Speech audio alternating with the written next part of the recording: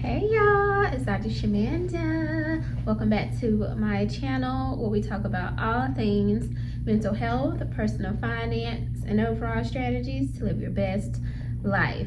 All right, y'all, so it is Monday morning. It's the beginning of a new work week, and I don't know about you, but I'm excited to get this week started. We are literally in August. It is happening. We're here now and we have 5 months left. So we need to use this time wisely. Now, I know that you guys, I'm pretty sure you've heard about the new jobs report and everything that's going on in the economy. And if you haven't heard anything, at least you felt it. Now, there's so many things going on in terms of, cost of living, the price of groceries, the price of rent, like all that type of stuff. So pretty much everyone is feeling it in some way, right? And so in this video, I wanted to share like 5 different tips that you can use to recession-proof your finances, like what you can do now, especially if right now, like you still have a job. And I know some of you guys, have been, affected by the layoffs and things of that sort. So, but if you still have a job right now and things are still running for the most part pretty smooth for you, these are some things that you can do to help with your finances right now. All right, just a little bit about me. I am Dr. Shamanda. I am a teen mom, single mom, turned high school. I just said it totally wrong. I am a single mom, former high school dropout, turned doctor, PhD. And I'm on a journey towards financial freedom, time freedom, and generational wealth. And so if you follow my journey, if you watch any of my videos, you know where I'm at. I budget my paychecks, I track my journey, and you guys know I started from 0 and I have been building from there. So the tips and strategies that I give you are things that I've been using and they're working pretty good so far. So I am not a financial expert or anything like that, but I am someone who's on this journey with you all. So thank you for being here. Now let's jump right into it. So the number one strategy I would share is to either start or rebuild your emergency fund. Now I say that, and I specifically say rebuild because if you follow me recently, you know I had to tap into mine in order to pay something toward my car loan, which I'm paying off this month, God willing. So, but if you haven't even started one, it's time to start one. Now it could be you have to set that goal for yourself, like how much you want to be in there. Now, typically most financial experts recommend anywhere from 3 to 6 months of living expenses, and people who, right now, based on the recession and the economy, essentially, they actually recommend closer to a year. But I know that can be a big undertaking, especially with the cost of everything. So let's focus on a simple task of, even if it's like $250, right? Like something that you could use if you had to pay a light bill real quick, or putting gas in your car, or paying your cell phone bill, whatever, something simple. So like $250 could be your first goal. And I personally don't call mine an emergency fund, but I call it a freedom fund, but it's still the same thing. So you want to focus on either starting it or rebuilding it. So if you already have $500 in there already, then let's try to get that to $1,000 as quick as possible, because that's going to help you relax a little bit. It's going to give you a little bit of leeway and a little bit of sense of like breathing air, right? Because when you don't have any liquid cash or any liquid assets, in case something happens, that is a level of anxiety that I don't wish on anybody. And trust me, again, as someone who is a single mom, who has been a single mom for almost over 18 years, I know what that's like, and it's not a good feeling. So that's where you want to start. That's one tip, is to either start or rebuild your emergency fund. The next thing you want to do, it kind of goes along with budgeting. Just no, I will not do a video without talking about budgeting. But I want to call this an audit. So you want to audit your fixed expenses, specifically your fixed expenses. So we're talking about what are the things that you have to pay every month, right? We talk about your car insurance, your phone bill, your like your electricity, things like that. Things that pretty much every month you're gonna have to pay that. Like regardless if you were just completely debt free, you're gonna still have to pay these bills. But you can actually shop around for these, right? For example, your auto insurance. I actually called mine this weekend because they had made an error, and my price went up by $10. But I looked at other possible options, and it wasn't going to be any better, so I just decided to stay with mine. But if you can take a moment, especially on weekends, most of these companies are open on Saturdays for a period of time, but if you can take a day out of your week and look first off at your own budget, which you are hopefully you already have, but look at your budget and look at your fixed expenses. Can I save? Is there a way to save on my phone bill? I personally use Mint Mobile. I think I might have a link in my description or something if you want to check that out for a referral. But I use Mint Mobile. It is like, I think I pay like $90 every 3 months, y'all. It's crazy. Sometimes I forget my phone bill is due, even though I have the money in my account, I budgeted. But still, like, not having to pay that every month is amazing. And you can pay 6 months, 12 months, you know, whatever. But at the end of the day, it's about getting the lowest rate possible. Things are constantly changing. Some of these companies are trying to attract new customers, so they're offering specials. You want, when you're trying to recession-proof your budget, you want to try to find the cheapest price for the best quality, of course, right? And Mint Mobile is pretty good. So anyway, you know, check it out. Check out your, like I said, your insurance, your phone bill, anything that you can do. Sometimes it's even about, obviously, like groceries isn't technically like a fixed expense, but it is something you're gonna have to pay for every month. It's recurring, right? So you want to check out the specials. Like, I know people talk about Audis and stuff like that. I personally shop at Walmart.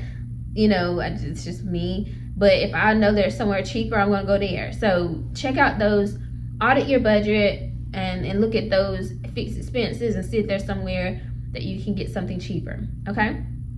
The next one, the third one, is that you want to put a pause on large purchases and some of these subscriptions. Now, me personally, unless I'm like, Netflix is the first thing that comes to mind. Unless there's a show or something that just came out that I'm like super interested in watching, I've totally canceled that. And I am a filmmaker, so I'm not, I mean, it sounds hypocritical, but I don't care. It is what it is. We're talking about like as you're preparing for like a possible recession or just this high cost of living economy right now. You got to do what you got to do for now. So things like Netflix or some of these subscriptions that you don't even use, or that maybe you use just a couple of times and they're not that important, you might want to consider cutting them. And I'm going to say one big one, which again, the gym. Like, if you don't work out all the time, because listen, y'all, I use Planet Fitness. I have a link in my description if you want to use that and get a discount. I think there's a discount for that as well. But and when I say description, I mean my channel description, so check out those links there. But there was a $49 fee that came out. It's an annual fee that they charge every year, obviously.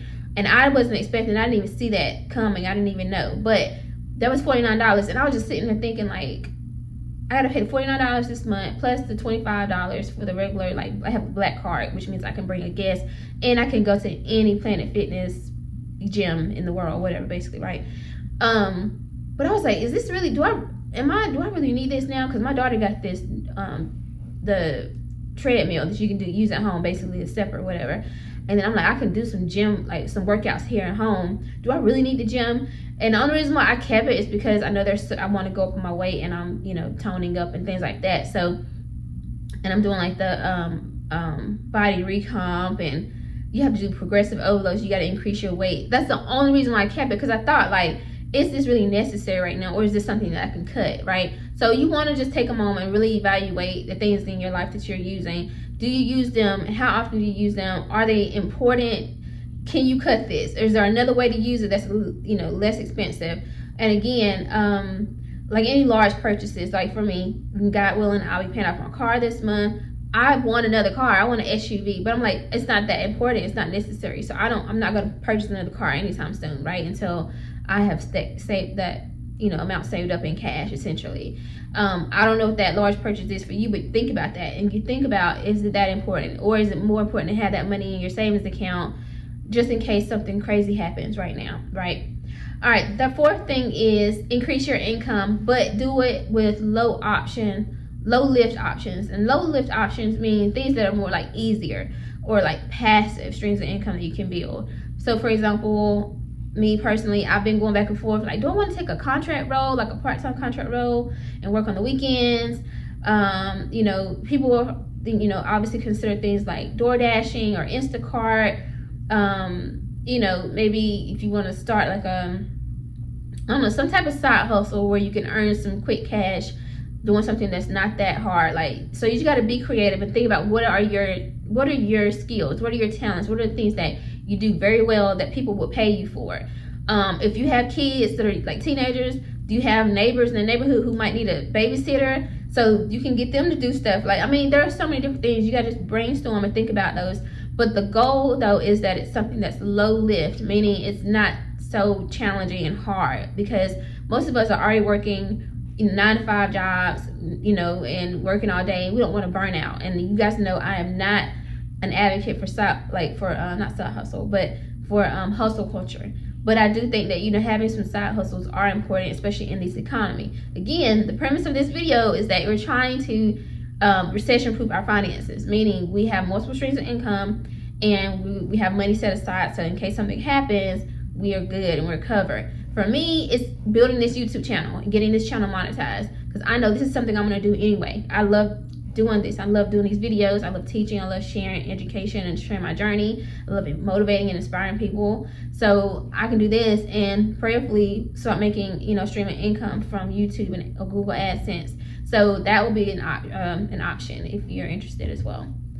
And the fifth thing is, I want you to invest consistently, even if it's a small amount. Now I know, most people do not want to invest because they're just like, you know what, I'm not about to take a chance and risk my money. I'm already, it's already, hard out here, whatever. But I would recommend, highly suggest, again, I'm no financial expert, but if your company has a 401k and they match, at least contribute enough to hit that match, because essentially that's free money, y'all. Like, it literally is. So if your company says, if you contribute 3%, we'll contribute 3%, we'll match that 3%. Why not? Literally. And guess what, y'all? For the most part, you don't even feel it. If you set that up from the beginning, and again, I know we're kind of like mid-year, but if you go in right now, if you go in your budget and you think about okay, what can I cut from my budget? And you cut that from your budget, and then you increase your contribution to the 3% or whatever it is your company match, and hit that match, you probably won't feel it as much. But at the end of the day, you're building wealth and you're putting money aside. And worst case scenario, y'all, if something happens, you technically could pull from that 401k and get that money in case you absolutely need it.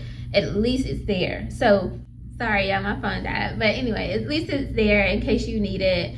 And, you'll be able to use it in case of an emergency. So, that's what I have. Those are the 5 tips that I would share or recommend while we're going through this in order to recession-proof your finances. Now, this is not an exhaustive list, and again, this is not financial advice or anything like that, but these are things that I would personally use and are using already to make sure that I'm in a good space in case something happens. So, or while things are happening in this world, because, we're already in it right now, basically. But anyway, I hope you liked this video. I hope you found it valuable. If you like this video, like the video, comment, subscribe, share.